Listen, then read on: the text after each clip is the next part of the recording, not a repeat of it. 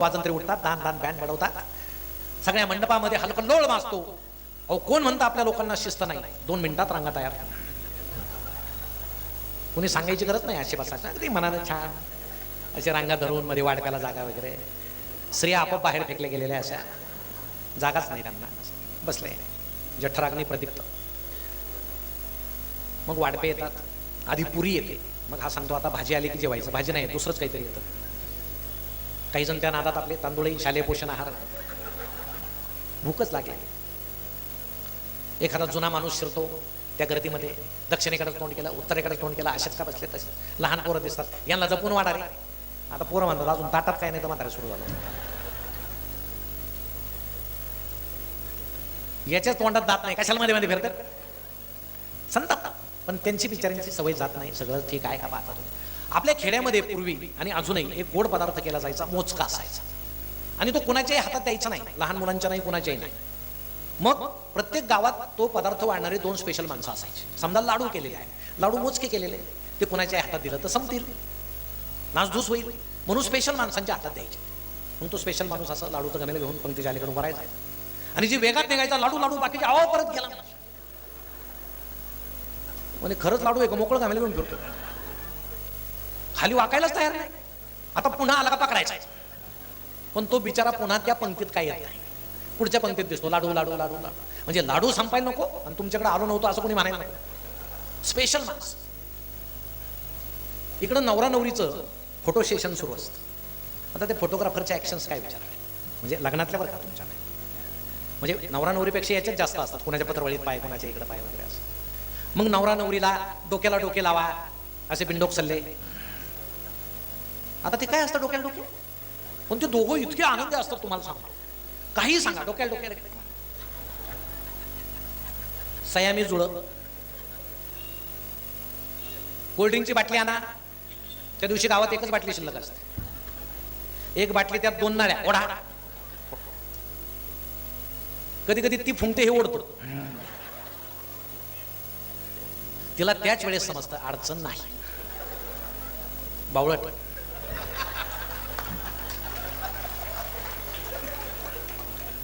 आता आपल्या वेळेस काय झालं, ज्यांचं झालं नाही त्यांनी तरी ते त्याच वेळेस ओळखतात हा कसा आहे. पुढं फार गरज नाही, स्त्रिया पटकन ओळखतात हा नमुना कसा आहे वगैरे. त्यामुळे अडचण येत नाही त्यांना. आणि मग ते फोटो बाकीच्या काही कलवऱ्या असे मुंड्यावर काढतात, म्हणजे फोटो देण्याची घाई वगैरे असं.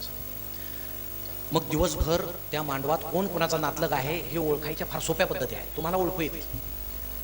नवरदेवाच्या बापाचा चेहरा असा नुकताच अनुदान मिळालेल्या शिक्षकासारखा असतो. सगळ्यात खुश हा नवरदेवाचा बाप. कुणी भेटलं का सांगतो जाताना भांडी भरा, वाटे सुद्धा ठेवणं. म्हणजे वऱ्हाड गेल्यावर मंडप का उतरवायची त्याचंही कारण आहे, नाही ते बांबू घेऊन जातील. नवरदेवाच्या आईचा चेहरा असिस्टंट शिक्षका मिळालेल्या मुख्याध्यापिकेसारखा असतो. आली एकदाची माझ्या हाताखाली असे नवी साडी घालून मंडपभर जी विनाकारण फिरते, समजून घ्यायची नवरदेवाची आई आहे. अत्यंत गंभीर झालेला चेहरा नवरीचा बाप, आत्तापासूनच व्याकुळ झालेला चेहरा नवरीची आई. कोपऱ्यात बसलेले 3-4 वृद्ध माणसं गप्पा मारतायत, एकमेकांना टाळ्या देत आहेत. झालं वाजून एखादं वाटोळ. त्या मंडपामध्ये स्वतःचं मार्केटिंग करत फिरणाऱ्या कलवऱ्या. काही काम नसतं, आले आले आले आले आले असं. म्हणजे आता इथं झालं मी आहे असं, ते कुणाला समजत नाही. बांबूला टेकून उदास उभा असलेला कलवरा, आता याचं झालं माझं कधी, जस काय ह्याच मांडवात याचं लावून घ्या. दिवस संपतो, धार्मिक कार्यक्रम होतात, आणि शेवटचा आपला रम्य कार्यक्रम सुरू होतो, रडारड. दिवसभरचा वैताग या कार्यक्रमात काढला जातो. तुम्हाला सांगतो, एखाद्याला मानाची साडी मिळालेली नसते, तिला रडायचं असतं. सेपरेट रडलं तर दिसेल, कार्यक्रम सुरू झाला की त्यात घुसून रडायचं. एखाद्या पाहुण्याचा अपमान झालेला असतो, ते त्यात घुसून रडतं. मुलीला वाटतं आपल्यावर काय प्रेम आहे, तसा काही प्रकार नसतो. ज्याच्या त्याच्या रडण्याच्या व्याख्या वेगळ्या असतात. नवरदेव असं पुढे, नवरी मागे. नवरदेवाच्या हातामध्ये त्याचं संरक्षण करण्यासाठी दिलेली ती डुकडुकू हलणारी कट्यार. आता तिचं संरक्षण करता करताच याचा निम्मा जीव गेलेला असतो. ती काय त्याचं संरक्षण करायची, तीच लिंबू लावलेली अख्ख्या गावाला एकच कट्यार असते.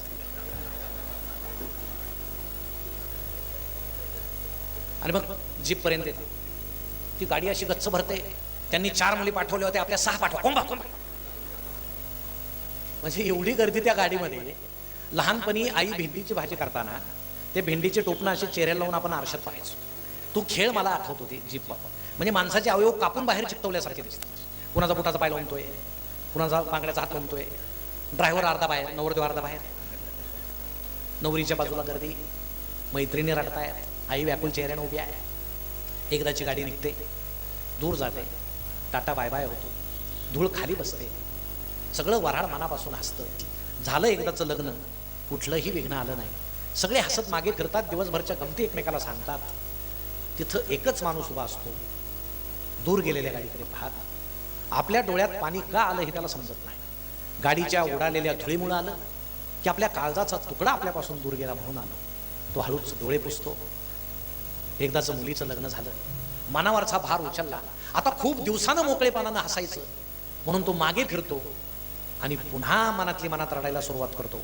कारण त्याच्या पुढं अनेक जण हात पुढे करून उभे असतात. मंडपवाला, घोडेवाला, फटाकेवाला, आचारी, स्पीकरवाला, सोनार आणि दुरून हसणारा एखादा सावकार सुद्धा. आता सगळ्यांना हसायचं असतं, मुलीच्या वडिलाला मात्र पुढं कित्येक वर्ष रडायचं असतं. असो, मला यायलाही खूप घाई झाली, पण तोपर्यंत आपण मार्गदर्शनही खूप छान ऐकलं. मलाही आनंद वाटला की आज आपण इतक्या मोठ्या संख्येनं आहात, आपल्याशी सुसंवाद साधायला संधी मिळाली. पुन्हा एकदा आपणा पण याचा परिणाम इतका विलक्षण. आता डॉक्टर अनिल अवचटांनी त्यांच्या हॉस्पिटलमध्ये तो सेक्शन सुरू केला आहे, म्हणजे मोबाईलनं वेडे झालेल्या माणसांसाठी. म्हणजे हे तुमच्या माहितीसाठी सांगतो, इथं कुणाला गरज पडली तर जवळ आहे. पण माणसं तसं करतात. आता विनोदापेक्षाही वस्तुस्थिती वेगळी आहे. इस्त्री करायला बसलेली माणसं मोबाईल जवळ ठेवतात, रिंग वाजली की इस्त्रीच कानाला लावतात. कारण तो इतकं त्याला घाई झालेलं आहे, कधी मी पटकन ती उचलून कानाला लावतोय, नाही तर जग पुढे नाही. एक व्यक्ती व्हॉट्सअप खेळता खेळता स्वतःच्या घराऐवजी शेजाऱ्याच्याच घरात जाऊन बसले. आता तिथल्या मॅडम टीव्ही पाहत होत्या सिरियल.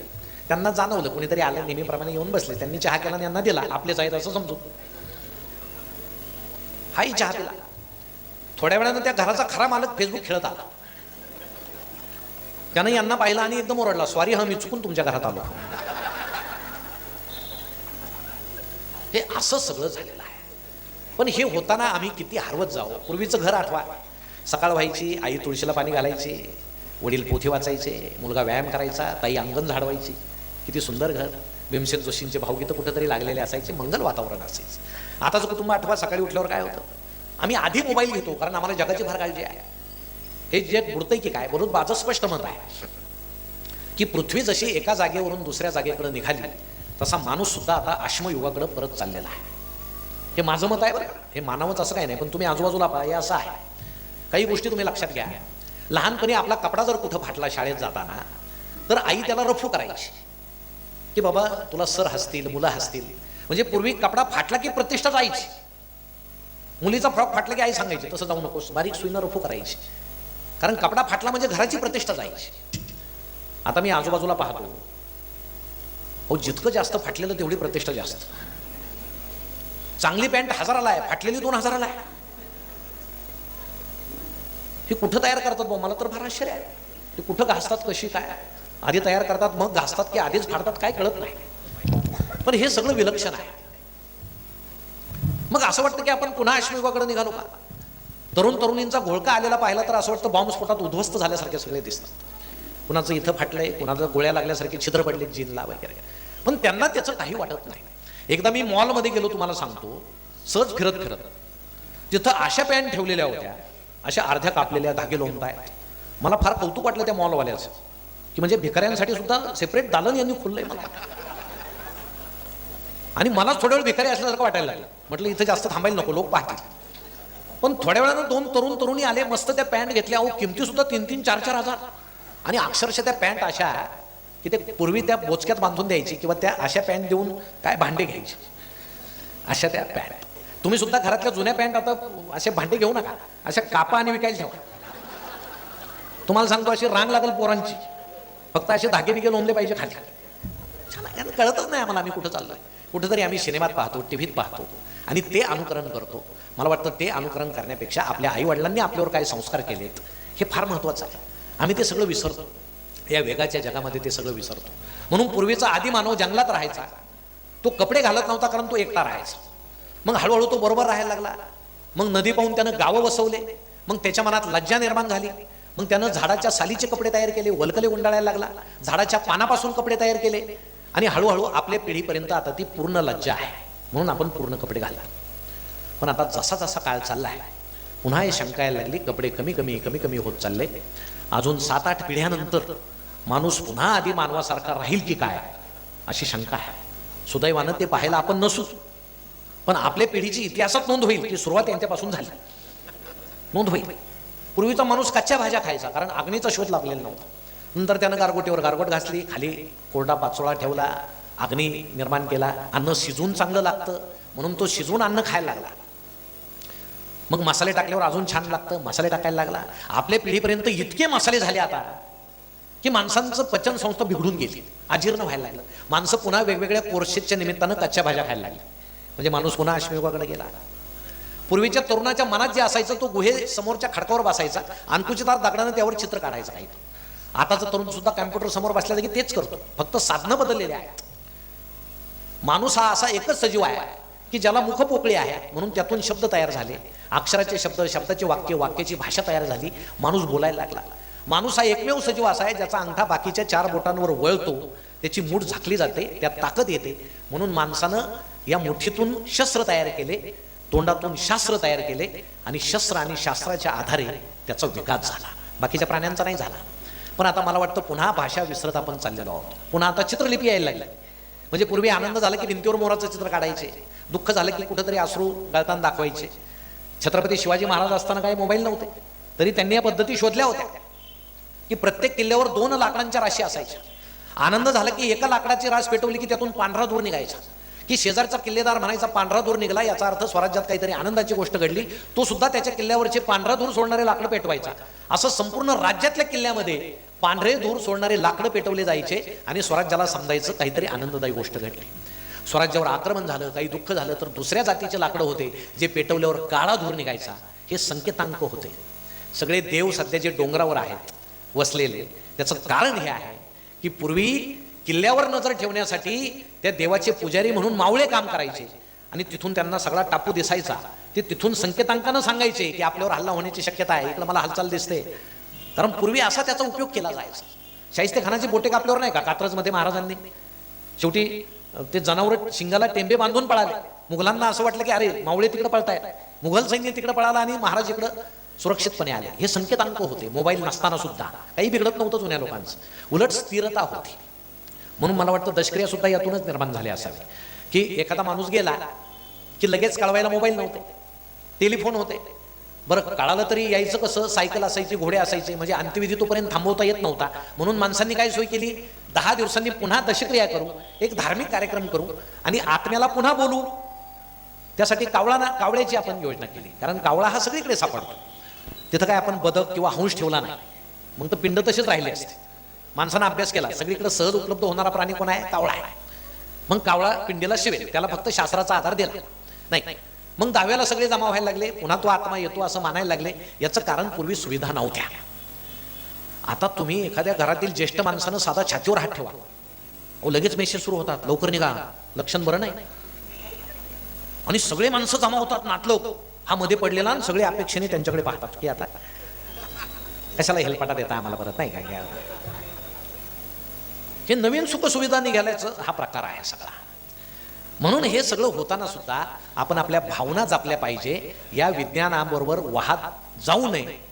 आपल्या घरातील तरुणांना हे सांगा, तरुणींना हे सांगा.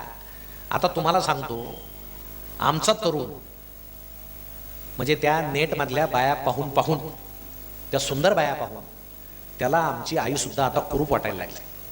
तो आईकडे पाहत नाही, हिचं काही खरं नाही, किती सुंदर बाया आहे. या तरुणांना एक सांगण्याची गरज आहे की जगामध्ये सगळ्यात सुंदर कोण असेल तर ती आपली आई आहे. पहिलं वाक्य आपल्या तोंडून हेच आलं पाहिजे. नंतर सगळ्या जगातल्या स्त्रिया, जुना माणूस असो, तरुण असो, वृद्ध असो, त्याला जर विचारलं जगात सगळ्यात सुंदर कोण, त्याच्या तोंडून एकच शब्द बाहेर पडला पाहिजे, माझी आई. आणि ज्याच्या तोंडून हा शब्द बाहेर पडेल तो खरा संस्कारी. नाही तर उपयोग नाही आहे मीडियाच्या नादामध्ये. आता काय संस्कार झाले, आता आई बापच म्हणतात पोरं व्हायला गेले, सरांना सांगतात तुम्ही सांभाळा, बरोबर आहे का, मारणे साहेब कारण आता संस्कार कोणी करायचे? शाळांना करायचे. आता इंग्रजी कोणी शिकवायचं? गुरुजींनी शिकवायचं, कुटुंबानं नाही. बापाला वाटतं पोरानं इंग्रजी शिकलंच पाहिजे, निदान मला एखादी शिवी तरी इंग्रजीत दिली पाहिजे. पण हा इंग्रजी शिकला पाहिजे याला बोलवायला शिका. एका सरांना एका मुलाच्या वडिलांना सांगितलं की माझ्या मुलाचे उच्चार जरा सुधारा, म्हणून सरांनी त्याला त्या दिवशी उभा केला आणि म्हटले म्हण बाबा इलेक्ट्रिसिटी. तो म्हटला इलेक्ट्रिसिटी. सर म्हटले टी नाही सी, इलेक्ट्रिसिटी. तो म्हणायचा इलेक्ट्रिसिटी. तासभर खेळ सुरू होता. तास संपला त्यावेळेस सर त्याच्या नादानं इलेक्ट्रिसिटी म्हणायला लागले. संध्याकाळी त्याचे वडील भेटले चौकात. म्हणे काय तुमचा मुलगा, तुम्ही सांगितलं इंग्रजी सुधारा, म्हणे काय झालं? अहो तो इलेक्ट्रिसिटीला इलेक्ट्रिसिटी म्हणतो. त्याचे वडील म्हटले जाऊ द्या सर, त्याच्या बुद्धीची कॅपॅसिटीच तेवढी आहे. सरांना तर इतका धक्का बसला जोरात. म्हणजे पोरग इलेक्ट्रिसिटीला इलेक्ट्रिसिटी म्हणतं, बाप कॅपॅसिटीला कॅपॅसिटी म्हणतो. यांच्या घरात टीटीची इंजेक्शन जास्त दिलेले असं. दुसऱ्या वेळेस सकाळी आजोबा भेटले, यांना तरी सांगून पाहू. म्हणे आजोबा काय भानगड आहे? म्हणे काय, अहो तुमचा नातू इलेक्ट्रिसिटीला इलेक्ट्रिसिटी म्हणतो, त्याचे वडील कॅपॅसिटीला कॅपॅसिटी म्हणतात. आजोबा वैतागून म्हणाले सर आहे ते बरं आहे, जाऊ द्या, या प्रकारची पब्लिसिटी कुठं करू नका. आता असं अख्खं घर जर त्या सरांना भेटलं, त्यांचे उच्चार बिघडतील, त्यांचे सुधारायचे नाही. पण आम्हाला आता असं झालंय ना, पोरानं टाय बांधला, कोट घातला, काचेचा फळा आहे, डोक्यावर फॅन आहे, बेंच आहे, म्हणजे शिक्षण खूप चांगलं असं काही समजू नका. आता सलूनचे दुकानं सुद्धा खूप सुंदर आहे. सगळ्यात जास्त रक्तदान तिथंच होतं. पूर्वी पोत्यावर होत नव्हतं, असं सकच असायचं. एकाच वस्त्राने अख्ख्या गावच्या दाड्या व्हायच्या. आता माणसं म्हणतात ब्लेड बदला. म्हणजे साधनं बिघडले नाही, बिघडली माणसं. वस्त्र बिघडलं नाही, वस्त्र तोच आहे, माणसं बिघडली म्हणून साधनं बदलावे लागतात. हा प्रकार आहे. पण आम्ही ते मानतच नाही. आम्ही सगळा दोष दुसऱ्यांवर देतो. म्हणून आमचा मुलगा किती शिकला, इंग्रजी शिकू द्या, पण आपली माय मराठी जी आहे, आमची मराठी भाषा किती सुंदर आहे, ती त्याला बोलता आलीच पाहिजे. आधी मराठी बोल. अहो बाहेर खेळणाऱ्या पोराला जर विचारलं ना कोणी बाबा आहेत का, तो म्हणतो नाही. आत गेलं तर बाबा असतात. ते म्हणे मुलगा म्हणतो नाही, तर काय म्हटले बाबा, त्याला बाबा समजत नाही, डॅड म्हणायचं. डॅड डॅड विचारत जायचं. मी म्हणजे डॅड हे त्याच्या डोक्यात पक्क बसलेलं आहे, बाबा नाही. अहो बाबा शब्द, आई शब्द किती गोडवा आहे, किती छान आहे. आणि पोराला सगळं इंग्रजी शिकवलं तर समाज शिकलेला नाही. तुम्ही सगळं इंग्रजी शिकवलेल्या पोराला जर सांगितलं की पावशेर साखर घेऊन ये दुकानातून, आता तो दुकानदार तर काही एवढी इंग्रजी शिकलेला नाही. हा जाऊन जाऊन जर शुगर शुगर म्हणायला लागला, तो म्हणाला आधीच मला शुगर आहे, याचं काय चाललंय, तू पुढे जा बाबा काहीतरी घ्यायला, इथं नको थांबा. आपला समाज जसा आहे तसं आपण शिक्षण घेतलं पाहिजे. म्हणून त्या दृष्टीनं सुद्धा मला वाटतं आपण सर्वांनी प्रयत्न करावा. या बाकीच्या गप्पा एक सुसंवाद तुमच्याशी व्हावा म्हणून मी आपल्याशी मारल्या. माझा विषय खरं म्हणजे आपला संपर्क झाला नाही म्हणून त्यांनी सरळ कथाकथन असा विषय टाकला. आजकाल मी कथाकथन करत नाही जास्त, कारण जगणे सुंदर व्हावे हा विषय इतका मजेशीर आहे की आमच्या सगळ्या लोकांना समजतं आणि त्यातून मला फार काही बोलता येतं. म्हणजे मी आता परवा कल्याणला 100 ज्येष्ठ माणसं होते, 100. त्यांनी सांगितलं आमच्याशी बोला. म्हटलं तुम्ही आता अख्खा आयुष्य कळून प्यालेले, मी तुमच्याशी काय बोलायचं. आणि मी काही बोललो तर तुम्ही म्हणाल अरे हे तर आम्ही भोगलेलं आहे. पण त्यांच्याशी बोलल्यावर इतकी मजा आली. त्यांनी अनुभव सांगितले, मी सांगितले, छान आहे. त्यातून जे बाहेर पडलं ते बोलायला फार मजा येते. म्हणजे आता जुन्या लोकांना तर मी आता एक आरंभ केला आहे. आमच्या वडिलांपासून सगळ्यांना सांगायचं की सूर्य मावळायला लागल्यावर त्यानं कसं जगावं, मावळ तिकडे जाताना वृद्धांनी कसं जगावं हे सांगण्याची फार गरज आहे. पण विषय आजचा तो नाही म्हणून मला कथेकडे वळावं लागेल. पण जाता जाता एक सांगतो की वृद्ध माणसांनी घरात सुद्धा आपण पूर्वी घेतलेला टीव्ही मुलानं विकला आणि नवीन रंगीत टीव्ही आणला म्हणून वाईट वाटून घेऊ नका. तो तुम्हाला विचारणार नाही, कारण करते पण तुम्ही सोडून दिलं पाहिजे. तुम्हाला एक खात्री आहे, याच्या बायकोनं सांगितलं म्हणून यानं टीव्ही बदलला आहे. पण तसं म्हणू नका. त्याला असं म्हणा की मला आता कमी दिसतंय हे तुला बरं झालं समजलं, तू मोठ्या स्क्रीनचा टीव्ही आणला माझ्यासाठी, की त्याला मनात लाज वाटेल की अरे मी आणला बायकोसाठी पण आता म्हातारा म्हणता येतं बाबा तुझ्यासाठी आणला. सोप्या पद्धती आहेत. मी त्या लोकांशी या सगळं गमती बोललो. पारावर ज्यावेळेस 2 म्हातारे बसले होते, एक म्हटलं काय खरं नाही बाबा, म्हणे काय झालं, अहो माझी सून चहा देताना डोक्यावर पदरच घेत नाही, संस्कारच नाही. दुसरा म्हटलं ते तरी बरी आहे, माझी सून मला चहाच देत नाही. आता तुला पदराचं काय पडलंय बाबा, घे ना, घेत जा. हे असं सगळं आहे.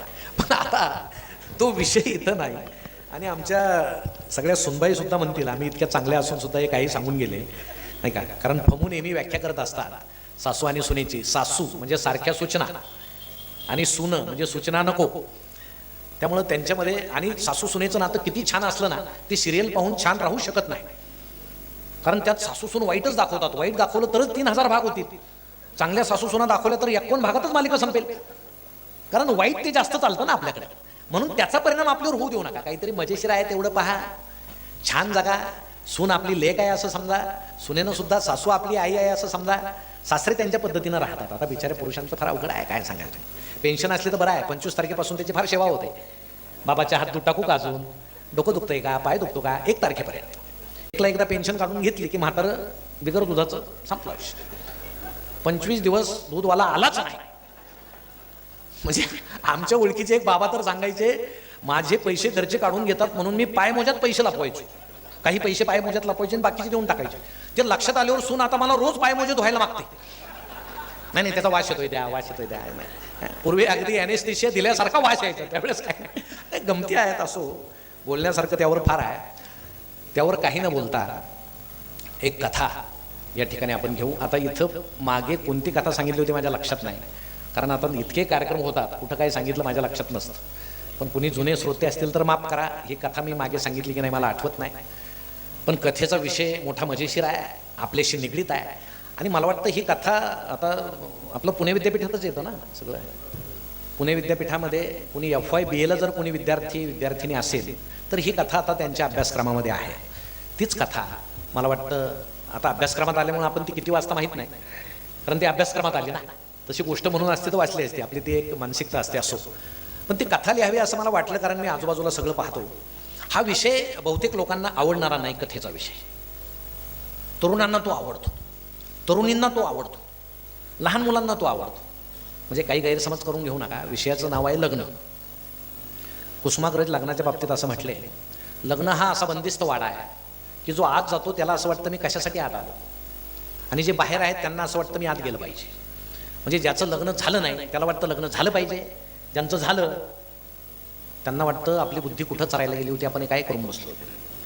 कारण जगामध्ये लग्न झालेल्या सगळ्या लोकांना जर विचारलं ना लग्नाची व्याख्या काय, आणि त्या व्याख्या जर एकत्र केलं तर त्यातून एकच सारांश निघेल, लग्न म्हणजे माणसानं घोड्यावर बसून केलेला गाढवपणा असतो, असं पुरुषांचं मत आहे.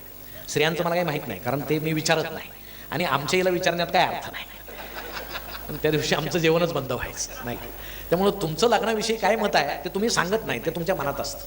पण मी लग्नामध्ये हे कथा मला का लिहावीशी वाटली, मला नेहमी अशी शंका येते की लग्न झाल्यानंतर पुरुषांची पंगतच आधी का बसते, स्त्रियांची नंतर का बसते. मी अनेक जुन्या लोकांना विचारलं, हे असं का हो बाबा, हे पूर्वीपासून आहे का. ते म्हटले ते स्त्रिया फार गप्पा मारत जेवतात.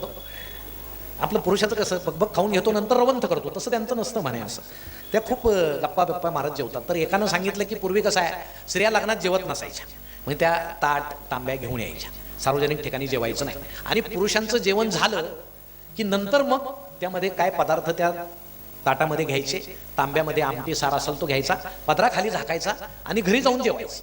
म्हणून त्यानं सांगितलं की असं स्त्रियांना जर आधीच वाढून दिलं तर पुरुषांना ते राहणार नाही, म्हणून पुरुषांची पंगत आधी बसते. ज्याचे त्याचे प्रकार आहे. एकानं सांगितलं पुरुषाचा जठराग्नी जास्त लवकर तापलेला असतो, म्हणजे पहा बरं का सोयीचं कसं आहे. आणि स्त्रियांना काही जठराग्नीच नसतो, नाही का. स्वयंपाक करू करू त्यांना जेव्हा असं वाटतच नाही. मग पूर्वी, आता आमच्या तरुण तरुणींना माहीत नसेल, जुन्या लोकांना माहीत असेल, पूर्वी ज्यावेळेस पंगत बसायची, एक आमटी सार कढीची कढई असायची, आणि त्याच्या शेजारी एक जुना माणूस पाण्याच्या बाटल्या घेऊन उभा असायचा. आणि मग एक जण काय सांगायचं, बाबा मोठी पंगत बसली की तू लगेच 2 बाटल्या पाणी त्यात टाकून द्यायचं. पण तरी त्याची चव काही कमी होत नसायची. हे इतकं सगळं छान होतं. आमची आजी सांगायची की मी आजीला विचारलं की पुऱ्या करायच्या का, ती म्हणायची हो, पूर्वी तर आचारी नव्हते, मग एवढ्या पुऱ्या कसं करायचे.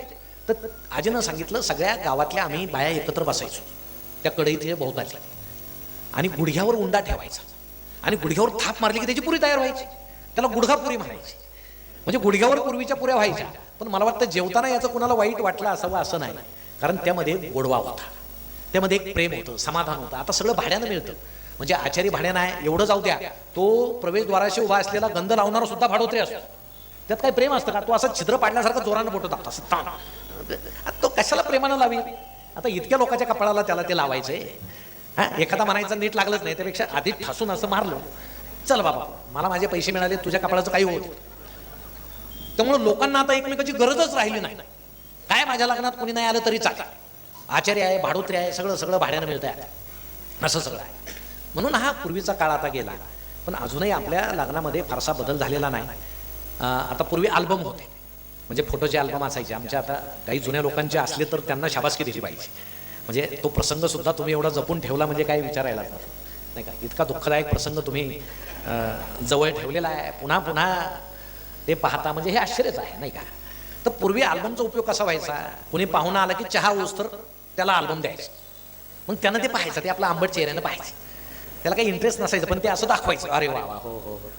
मग कधी कधी नवरा इकडे नवरी इकडे असे बसायचे, त्याला सांगायला असं, त्यानं पान उलटलं का हे इथं इथं आम्ही इथं गेलो होतो, हा इथं हळद लावली तो फोटो, लग्न लागलं तो फोटो, बाशिंग मानलं तो फोटो, लग्नानंतर आम्ही फिरायला गेलो तो फोटो, आपण नाही का त्या पॉईंटवर गेलो होतो, मग तो सांगतो नाही का आपण नाही का महाबळेश्वरला गेलो होतो त्या पॉईंटवर, ती म्हणते कुठला हो तो नाही का, आता हा सांगतो बरं का तो पॉईंट नाही का, तू घोड्यावर बसली आणि घोडं खाली बसलं तो.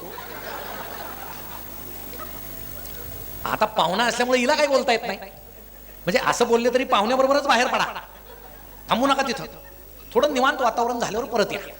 अशी त्या अल्बमची मजा असायची. आता अल्बम गेले, आता काय ते व्हिडिओ शूटिंग आलेलं आहे, म्हणजे इतकं छान आहे ना ते, सगळं कुटुंब पाहायला बसतं, तो नवरा तिकडून असा बगड्यासारखा उडत येतो, असा पंख वगैरे असा चोच वगैरे असं छान, त्याच्यासारखा चेहरा असतो त्याचा असा, आणि नवरी तिकडून अशी चिमणीसारखी, आणि मग ते अशी आभाळात भेटली का हो काय विचारायला. आता हे म्हणजे बदलत्या काळानुसार हे दाखवणं चुकीचं नाही, पण त्यात एक सुधारणा केली पाहिजे. नवरीचा बाप सुद्धा असं जटायू सारखा दाखवला पाहिजे, पंख कापलेला चोच वाचलेले, हप्ते फिरायचे नाही का, हे असं सगळं. मग आता ते अल्बम गेले, व्हिडिओ आले, हळूहळू बदल होत गेला. पण तुम्हाला सांगतो, लग्नाच्या बातम्या पेपरमध्ये येतात. आता आमचे काही पत्रकार मित्र इथं आहे, आपण पेपरमध्ये काय छापतो, जे जरा वेगळं घडतं ते. आता 2 महिने काही अडचण नाही त्यांना बातम्यांना नाही काय. आता तुम्ही किती चांगलं काम करा ते तुम्हाला 2 महिन्यानंतर जागा आहे.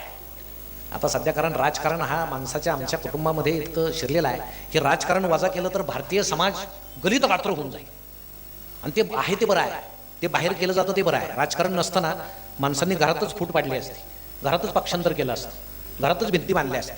त्यामुळे ते ही भावना बाहेर निचरा होतोय ते चांगलं आहे, त्यावर बोलायला नको. आता आचारसंहिता आहे. आणि मग पेपरात कुठल्या बातम्या येतात, गमतीशीर लग्न झालं की बातम्या यायच्या, म्हणजे विमानात लग्न किती बातमी यायची, पानगुडीत लग्न, रोपवेवर लटकून लग्न. फार कल्पक माणसं आहेत बरं का आपल्याकडे, रोपवेवर लटकून लग्न. मागच्या महिन्यात एकानं रेल्वेच्या इंजिनावर लग्न केलं, वाफेचं इंजिन होतं जुनं, इंजिन सुरू, वाफ निघते, नवरा अलीकडं नवरी अलीकडं लग्न, म्हणजे नंतर भांडणं होऊन तो दूर निघणारच असतो, यांनी आताच दाखवला असं. काही दिवसांनी सगळे प्रकार संपतील, मग नवरा नवरी डोक्यावर उलटी उभे राहून लग्न करतील पेपरात येण्यासाठी. म्हणजे काय करतील, फार कल्पक आहे आपला समाज हे अशा. पण आपले सगळ्याचे लग्न मला वाटतं कोणाचं पेपरात आलं नसावं. आपण फार सरळ पद्धतीनं, आता जुने लोक तर सांगतात की आम्ही लग्न झाल्यावर आमच्या हिला पाहिलं. आता नवीन मुलांना हे पटत नाही, पण पूर्वी विचारत नव्हते, घरी आले की सांगायचे तुझं जमलं रे, ते अमुक अमुक मुलगी आहे, पाहिलेली नसायची. मला वाटतं आंतरपाठ सुद्धा त्याच्यासाठी धरत असावेत, मला माहित नाही बरं का, पण नको यांनी पाहायला एकमेकाला म्हणून आंतरपाठ धरला. लग्न झाल्यावर मग अरे आता काही इलाज नाही चला, असं ते होत असेल बहुतेक. आता आंतरपाठ कशाला धरतात समजत नाही, ते दोघं हसत असतील, अरे वर्ष झालं आम्ही एकत्र फिरतोय कशाला आंतरपाठ धरतो. पण आता ती पूर्वीची प्रथा आहे, धरणारे बिचारे आपले तानू असे कशाला धरतो बाबा, ते दोघं एकमेकांना चांगलं ओळखतात, पण याच्याकडे दिलेली जबाबदारी हा पार पाडतो. या सगळ्या जुन्या प्रथा अजूनही आहेत, पण त्या काय आहेत समजत नाही, आम्ही चालू ठेवतो.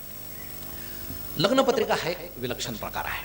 आपण लग्नपत्रिका छापतो, आपण छापतो, इतरांच्या आलेल्या वाचतो, फार गंमत असते त्यात. वर पहा एका देवाचं नाव असतं. आता आपल्याकडे 33 कोटी ऑप्शन्स आहेत, त्यामुळे एकाने एक टाकले की आपण तेच नाही टाकायचं, दुसरं टाकायचं.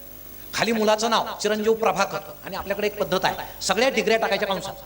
अहो इतक्या डिग्र्या त्या कंसात प्रभाकरच्या पुढे की त्या पाहणाराला असं वाटतं इतक्या डिग्र्या मिळूस तर याचं लग्नच वय कसं होऊन गेलं नाही. अर्थात ते झालेलंच असतं, पण मेकअपमुळे ते थोडं मागं खेचलेलं असतं. खाली त्याच्या वडिलांचं नाव वगैरे, मुलीचं नाव ची सौका मनोरमा. आता ही असते 11वी, पण वर इतक्या डिग्र्या आणि कंसात 11वी वाईट दिसेल, मग थोडं इंग्रजीत लिहायचं, तेच FYJC 11वीच बघा, पण FYJC म्हणजे पाहणारा वाटतं काहीतरी डिग्री असेल, हे जुळत काय अडचण. मध्ये या गोरज मुहूर्तावर, त्या गोरज मुहूर्तावर कधीच लग्न लागत नाही. आपण कशाला त्या गुरुजींकडे इतके वेळेस गोरज मुहूर्त काढायला जातो समजत नाही. आता गुरुजी सुद्धा काही दिवसांनी असं देतील 12:43 ते 4:43, काय अडचण नाही, कधी लावा. अहो तुम्ही जर वेळेवर लावतच नाही, मधला सगळा मुहूर्तच आहे. खाली नातलगांची लांबलचक रांग अशी मतदार यादीसारखी. तुम्हाला सांगतो, यामध्ये एखाद्या नातलगाचं नाव हुकलं, विषय मिटला. त्याचा चेहरा असा लग्नामध्ये सुतकात असल्यासारखा दिसतो, असं चेहऱ्याचा लंब गोल करून असं ते फिरते. कोणी जर विचारलं ना काय झालं, माझं नावच नाही. आता ती पत्रिका काय संसदेत वाचायची, कशाला तुझं नाव पाहिजे, पण कुठंच येत नाही तर निदान पत्रिकेत तरी. म्हणून बाकीचे सांगतात पुन्हा छापा पण त्याचं नाव टाका. तो रुसला की काय खरं नाही, लग्न राहिले एका बाजूला आणि याचं सुरू होईल. पुन्हा पत्रिका छापली जाते, त्याचं नाव टाकलं जातं, कुणाचं नाव विसरणं शक्य नसतं. पत्रिकेच्या खाली नाहक लुडबुड, मग त्यात सगळे नावं असतात, चिंगी मिंगी चिंटी मिंटी बंड्या खंड्या. आता ते वाचणाऱ्याला असं वाटतं हा बंड्या म्हणजे असं तुडू तुडू धावत मंडपात येईल, कशाचा काय असा थोराड मिशाचा बंड्या, म्हणजे लग्न झालेलं नसतं म्हणून त्याचं लुडबुडीत नाव. लुडबुड कसली, गोंधळ घालून अख्खं लग्न मुडील एवढा बंड्या, पण कुणाचं नाव राहायला नको म्हणून खाली नाव. पत्रिकेची एक बाजू कोरी ठेवायची नसते, मग व्यवस्थापक त्या बाबूरावचं नाव टाकून, स्वागतोत्सुक त्या गोविंदरावचं नाव, त्यांना माहित नसतं बरं का, ते वाचल्यावर त्यांना कळतं अरे मी स्वागतोत्सुक आहे. मग ते लग्नाच्या दिवशी मंडपाच्या दाराशी असा चेहरा करून उभे राहतात की येणाराला असं वाटतंय हा स्वागत करतोय की तू कुठलं लग्न सोडतोय असं मनात म्हणतोय, समजतच नाही. जिथं व्यवस्था बिघडलेली असते तिथं व्यवस्थापक हजर असतो, निमंत्रक सगळ्यात उशिरा येतो, कारण त्यांना न सांगता हे सगळं केलेलं असतं. ती शब्द बंबाळ पत्रिका पाहून असं वाटतं की एखादी दुर्बीन द्यावा त्याच्याबरोबर, लग्नाची वेळ आणि ठिकाण तेवढं पाहू द्या. हे सगळं काय आहे, पण आमच्याकडे अशी पद्धत आहे जेवढी पत्रिका भारी तेवढी आमची प्रतिष्ठा जास्त. पण पत्रिका दिल्यानंतर बाहेर पडल्यावर तुम्ही जरा खिडकीशी उभा राहून ऐका चर्चा, काय चर्चा होते. पत्रिका खूप छान आहे, पहिलं वाक्य. दुसरं वाक्य, त्याला काय भाषा आली, टेबला खालून घेतो, कंत्राटात खातो, चारदा निवडून आलाय, बापाचंच आहे सगळं, चांगलं बोलतच नाही. एवढी भारी पत्रिका छापून जर शापच घ्यायची असती, म्हणून पूर्वीचे लोक तांदूळ द्यायचे याच्यासाठी की बाबा धर तांदूळ, तांदूळ मिळाले की मला बोल. किती हुशार आमचे जुने लोक, मला फार कौतुक वाटतं. ही सगळी व्यवस्था फार छान आहे.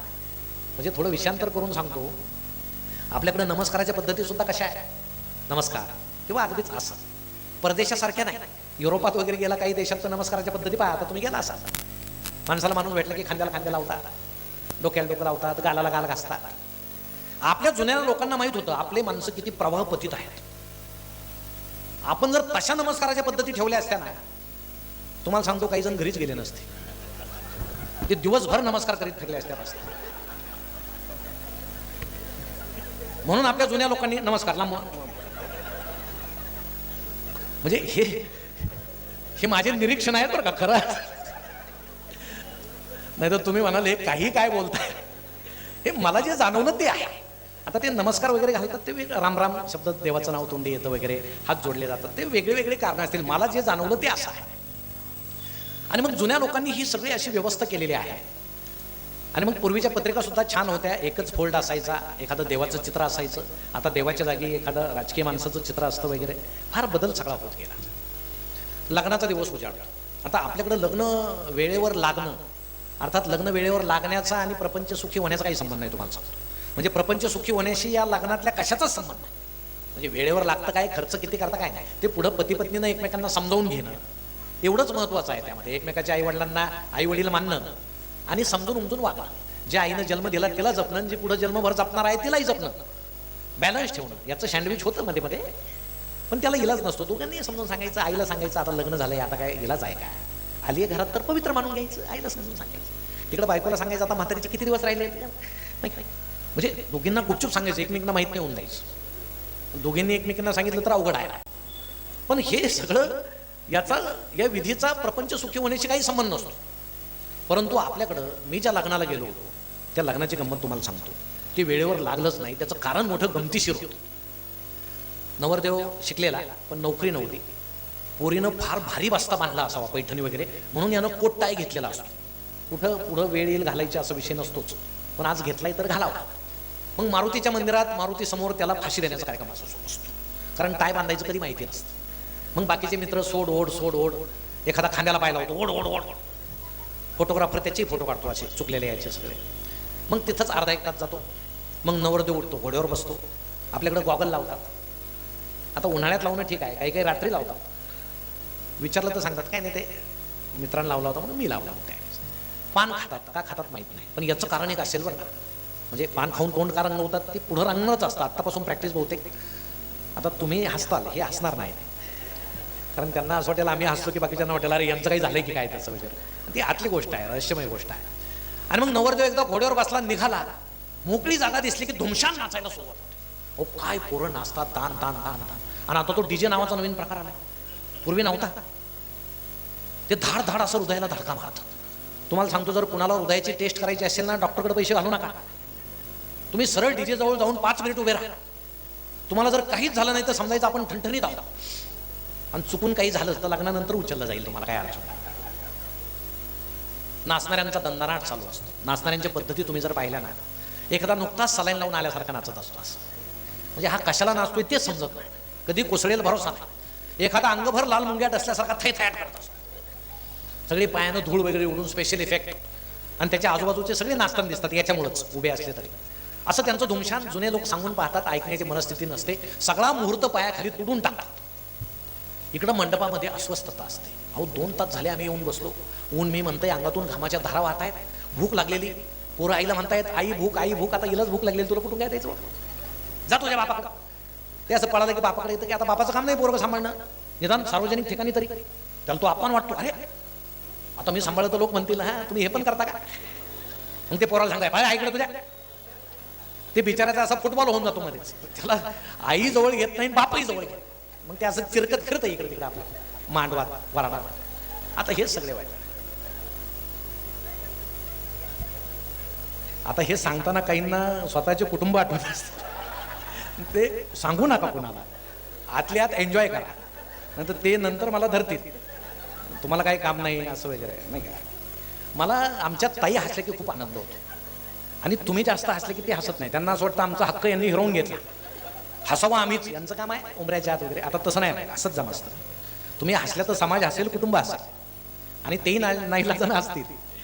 आणि मग कुठून तरी कोपऱ्यातून जिलेबी तळण्याचा खमंग वास सुटलेला असतो. आता पोटात भूक लागल्यामुळे वेळोवेळी लक्ष तिकडे जातं. आता तिकडं पाहणं काय फार प्रशस्तपणाचं नसतं, पण डोळ्याच्या कोपऱ्यातून अरे सुरू आहे असं बसायचं बरं का, सोयीला बसायचं असं, म्हणजे पटकन आपलं अशी रंगीत तालीम वगैरे सुरू असते. कुठपूस लांबून नुसता डीजेचा आवाज येतो. तब्बल 3 तासानं नवरदेव एकदा मंडपाच्या दाराशी येतो, असं उभा राहतो छानपैकी. सुवासिनी येतात. आता त्या ओवाळताना काय म्हणतात आपण ते ऐकायचं नसतं बरं का, त्यांची कुजबूज वेगळीच असते. मिली ही काय माझ्या पुढे वगैरे असं असतं त्यांचा, तो विषय त्यांचा. इकडं नवरीला मेकअप करण्याचं काम सुरू असतं, आणि बाकीच्या मुलींनी ठरवलेलं असतं आणलेली मेकअपची पेटी आजच्याच संपवायची. मग थरावर थर थरावर थर थरावर. कधी कधी त्याला सुद्धा ओळखू येत नाही, आपण पाहिली ती हीच का. तो बारकाईन अरे हेच आहे. उरलेला मेकअप बाकीच्या मुली फासून घेतात. चला चला चला. एकदाच्या मंडपाच्या दाराशी येतात. नवरदेव असा उभा, नवरी अशी उभी. अहो लोकांना भूक लागलेली, पोटात काय नाही, आशीर्वाद कोण देईल, शापच देतात. ती किती उंच आहे, हे बुट काय, यांचा काय खरं आहे. तो किती गोरा आहे, ही काळी आहे, यांचा काय खरं आहे. आता भूक लागलेली, कसे चांगले शब्द बाहेर पडतील.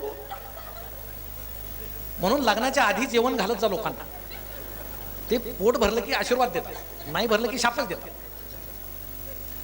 मग एकदाची आवरा असा आठवडा होता, अक्षता वाटल्या जातात, आणि मग आपलं ते ऐतिहासिक गाणं सुरू होतं, बहारो फुल बरसाव.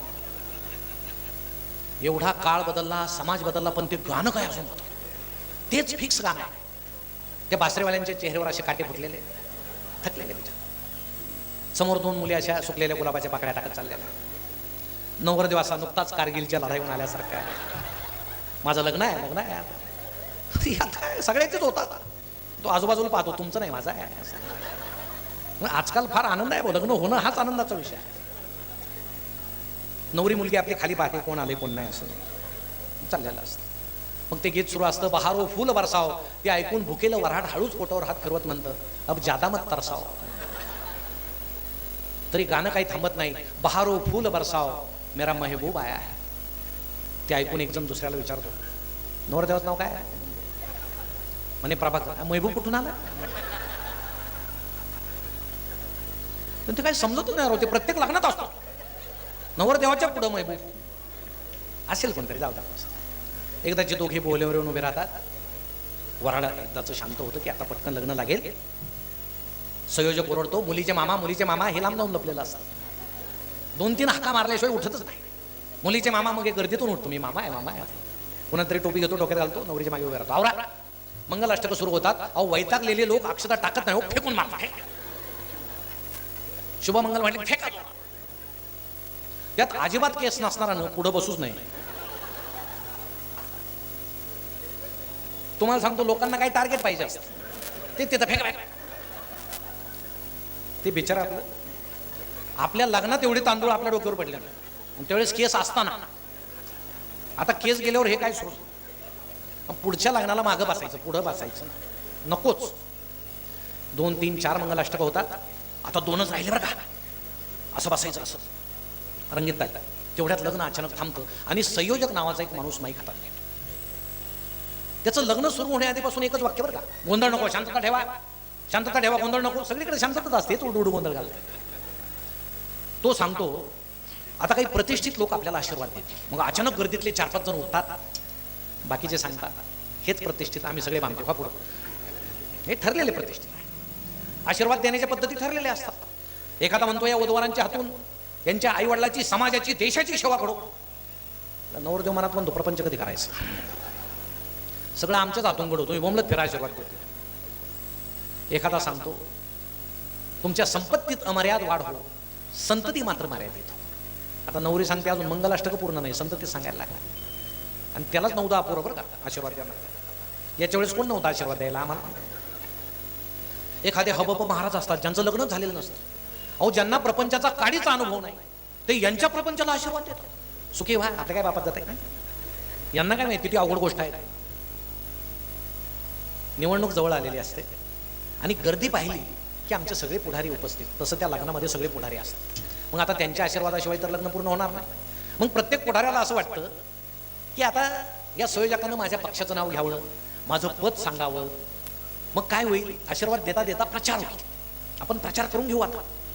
पण तो संयोजक तसं काही सांगत नाही, ओ बाबूराव चला. ते बाबूराव आता जातो, आता प्रचार तर करायचा. मग तो आशीर्वाद देतो वधूवरांना आणि सांगतो, शेवटचं सांगतो म्हणे, प्रपंच म्हणजे घड्याळ, नवरदेव म्हणजे तास काटा, नवरी म्हणजे मिनिट काटा. एक जण हळूच विचारतो, सासू सेकंद काटा, tick tick tick tick tick. या दोन्ही काट्यावर वॉच ठेवतो तो सेकंद काटा. हे 3 काटे जर व्यवस्थित फिरले तर घड्याळ चांगलं चालतं. तसं मुलगा, मुलगी आणि सासू हे 3 नाते जर चांगले राहिले तर प्रपंच चांगला होतो. म्हणून प्रपंच चांगला करायचा असेल तर घड्याळ लक्षात ठेवा. बाकी जेव्हा झाला यांचा प्रचार, बसा. आता दुसरा उठतो, तो कशाला सोडल, कोणी उभं नसतं तरी तो आल्याबरोबर बसा बसा बसा, अरे हे पंजावाले आहे, बसा बसा. तो वधूवरांना सांगतो, आज तुमच्या आयुष्यातील सोन्याचा दिवस आहे. आणि मुलीला सांगतो, तुझ्या घरात जाशील, 5 बोटासारखे वेगवेगळ्या गुणावगुणाची माणसं तुला भेटतील, पण तू सगळ्यांना असं पंजासारखं एकत्रित ठेवायचं. प्रपंच सुखी करायचं असेल तर पंजा लक्षात ठेवा. तिसरा उठतो, लग्न म्हणजे धनुष्यातून सुटलेला बाण, तुम्हाला मातुश्रीचा आशीर्वाद आहे. चौथा उठतो, तुमचा संसार कमळासारखा फुलो, तुम्हाला कमळाच्या पाकळी इतकेच मुलं हो, आणि ते सगळे आमच्या पक्षात येते. भरती सुरू आहे, जागा नाही तरी ऍडजस्ट करू, काय अडचण. पाचवा उठतो, तुमच्या प्रपंचाचं इंजिन आयुष्याच्या रुळावरून वेगानं व्हावं. आणि तो नेता सांगतो, जाताना मी एक गोष्ट सांगतो, मी आणि माझा एकही कार्यकर्ता या लग्नात जेवणार नाही. त्याचं कारण या लग्नाचा स्वयंपाक केलेला आचारी हा परप्रांतीय आहे असं मला समजलं. बाकी सांगतो तू उपाशी मारा बसा. पाचवा उठतो, आता हे कुठल्या पक्षाचे, तो सांगतो या कुणाचं ऐकू नका, काही खरं नाही, राजकारणात काही खरं राहिलं नाही. तुम्हाला सांगतो, स्वतःच्या पायावर उभे राहा. या जगात कोणी कोणाचं नसतं. तुम्हाला मदतच करायची असेल तर स्वतःच्या पायावर उभा असणाऱ्याला करा, माझ्यासारख्याला अपक्ष. एकदाचे हे बसतात, झालं एकदाचं, आवरा आवरा, आता संपले सगळे. तेवढ्यात त्या भागाचे आमदार येतात, आशीर्वाद देतात, त्यांचा सत्कार होतो. मला घाई आहे, ते निघून जातात. लग्न पुढे सुरूच होत नाही. मग एक जण हळूच विचारतो, आता काय राहिलं, आवरा ना. तेव्हा अहो आमदार येतील असं मला वाटलंच नव्हतं, अचानक आले. मग काय झालं, ते आल्यामुळे काय झालं, नवरी नवरदेवाला जो हार घालणार होतो त्यांना सत्कारासाठी वापरला. आता नवीन हार येऊस तर जरा थांबा. कुणीतरी धावत जातं, हार आणतं, आणि मग पुढचं लग्न सुरू होतं. शेवटचं मंगलाष्टक बहुतेक सगळ्यांचं पाठ असतं, कारण आता सावध होण्याची वेळ आलेली असते. वऱ्हाडी सावधान, वाजंत्री सावधान, सगळे सावध होतात वेगळ्या कारणासाठी. शेवटचं मंगलाष्टक संपण्याच्या आत कुठलं तरी वाद्य काढतं, फटाके पेटून देतो. फाड फाड फाड फाड आवाजानं वाजंत्री उठतात, दान दान बँड बडवतात, सगळ्या मंडपामध्ये हलकल्लोळ माजतो. अहो कोण म्हणतं आपल्या लोकांना शिस्त नाही? 2 मिनिटात रांगा तयार. कोणी सांगायची गरज नाही, असे बसायचं अगदी मनाने छान असे रांगा धरून, मध्ये वाडप्याला जागा वगैरे. स्त्रिया आपोआप बाहेर फेकल्या गेलेल्या, अशा जागाच नाही त्यांना, बसले जठराग्नी प्रदीप्त. मग वाडपे येतात, आधी पुरी येते, मग हा सांगतो आता भाजी आली की जेवायचं. भाजी नाही, दुसरंच काहीतरी येतं. काही जण त्या नादात आपले तांदूळही, शालेय पोषण आहार, भूकच लागेल. एखादा जुना माणूस शिरतो त्या गर्दीमध्ये, दक्षिणेकडे तोंड केलं, उत्तरेकडे तोंड केलं, असेच का बसले तसे. लहान पोरं दिसतात, यांना जपून वाढा रे. आता पोरं म्हणतात अजून ताटात काय नाही, तर म्हातारे सुरू झालं. याच्याच तोंडात जात नाही, कशाला मध्ये मध्ये फिरतात, संतापतात. पण त्यांची बिचाऱ्यांची सवय जात नाही. सगळं ठीक आहे का पाहता तुम्ही. आपल्या खेड्यामध्ये पूर्वी आणि अजूनही एक गोड पदार्थ केला जायचा, मोजका असायचा, आणि तो कुणाच्याही हातात द्यायचा नाही, लहान मुलांच्या नाही, कुणाच्याही नाही. मग प्रत्येक गावात तो पदार्थ वाढणारे 2 स्पेशल माणसं असायची. समजा लाडू केलेले आहे, लाडू मोजके केलेले, ते कुणाच्याही हातात दिलं तर संपतील, नासधूस होईल, म्हणून स्पेशल माणसांच्या हातात द्यायचे. मग तो स्पेशल माणूस असं लाडूचं गमेल घेऊन पंक्तीच्या अलीकडे उभा राहायचा, आणि जे वेगात निघायचा लाडू लाडू बाकीचे आहो परत गेला, म्हणजे खरंच लाडू एक मोकळं गमेल घेऊन फिरतो, खाली वाकायलाच तयार नाही. आता पुन्हा आला का पकडायचा, पण तो बिचारा पुन्हा त्या पंक्तीत काय येत नाही, पुढच्या पंक्तीत दिसतो लाडू लाडू लाडू लाडू. म्हणजे लाडू संपायला नको आणि तुमच्याकडे आलो नव्हतो असं कोणी म्हणायला नको. स्पेशल माणूस. इकडं नवरा नवरीचं फोटो सेशन सुरू असतं. आता ते फोटोग्राफरचे ऍक्शन्स काय विचार, म्हणजे लग्नातल्या बरं का तुमच्या नाही, म्हणजे नवरा नवरीपेक्षा याच्यात जास्त असतात. कोणाच्या पत्रवळीत पाय, कोणाच्या इकडे पाय वगैरे असं. मग नवरा नवरीला डोक्याला डोके लावा असे बिंडोक सल्ले. आता ते काय असतं डोक्याला डोके, पण ते दोघं इतके आनंदी असतात तुम्हाला सांगतो. काही सांगा, डोक्याला डोक्याला सयामी जुळ, कोल्ड्रिंकची बाटली आणा.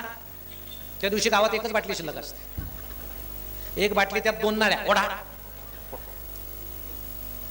कधी कधी ती फुंकते, हे ओढतो. तिला त्याच वेळेस समजतं अडचण नाही, बावळट.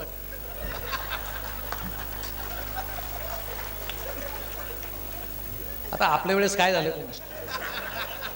ज्यांचं झालं नाही त्यांनी तरी ते त्याच वेळेस ओळखतात हा कसा आहे. पुढं फार गरज नाही, स्त्रिया पटकन ओळखतात हा नमुना कसा आहे वगैरे, त्यामुळे अडचण येत नाही त्यांना. आणि मग ते फोटो बाकीच्या काही कलवऱ्या असे मुंड्यावर काढतात, म्हणजे फोटो देण्याची घाई वगैरे असं. मग दिवसभर त्या मांडवात कोण कोणाचा नातलग आहे हे ओळखायच्या फार सोप्या पद्धती आहे, तुम्हाला ओळखू येते.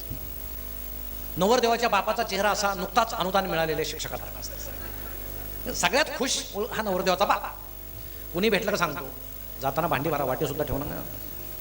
म्हणजे वऱ्हाड गेल्यावर मंडप का उतरवायची त्याचंही कारण आहे, नाही ते बांबू घेऊन जातील. नवरदेवाच्या आईचा चेहरा असिस्टंट शिक्षका मिळालेल्या मुख्याध्यापिकेसारखा असतात. आली एकदाची माझ्या हाताखाली असे नवी साडी घालून मंडपभर जी विनाकारण फिरते, समजून घ्यायची नवरदेवाची आई आहे. अत्यंत गंभीर झालेला चेहरा नवरीचा बाप, आत्तापासूनच व्याकुळ झालेला चेहरा नवरीची आई.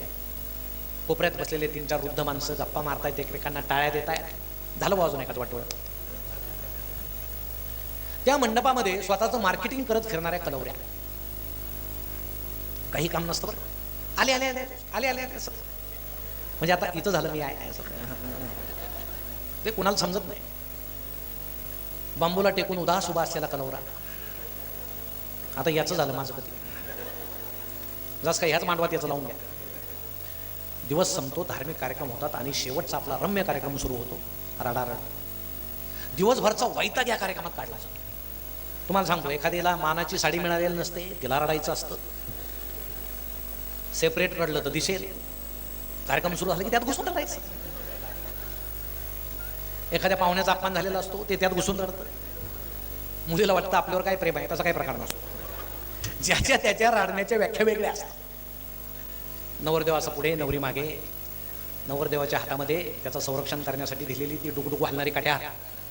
आता तिचं संरक्षण करता करता ज्याचा निम्मा जीव गेलेला असतो, ती काय त्याचं संरक्षण करायची, तीच लिंबू लावलेली अख्ख्या गावाला एकच काट्यार असते.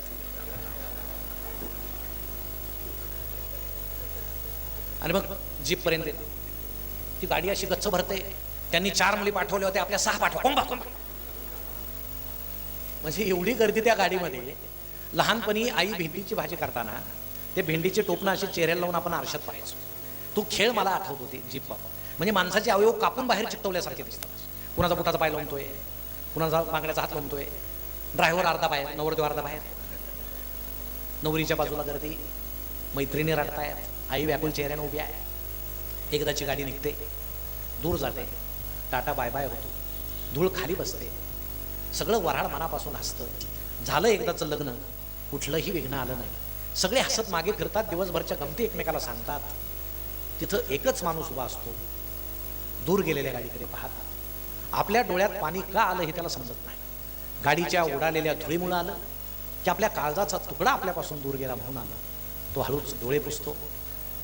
एकदाचं मुलीचं लग्न झालं, मनावरचा भार उचलला.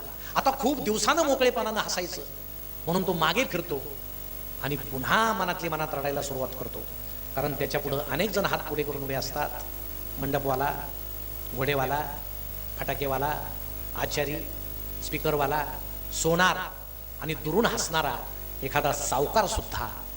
आता सगळ्यांना हसायचं असतं, मुलीच्या वडिलाला मात्र पुढं कित्येक वर्ष रडायचं असतं.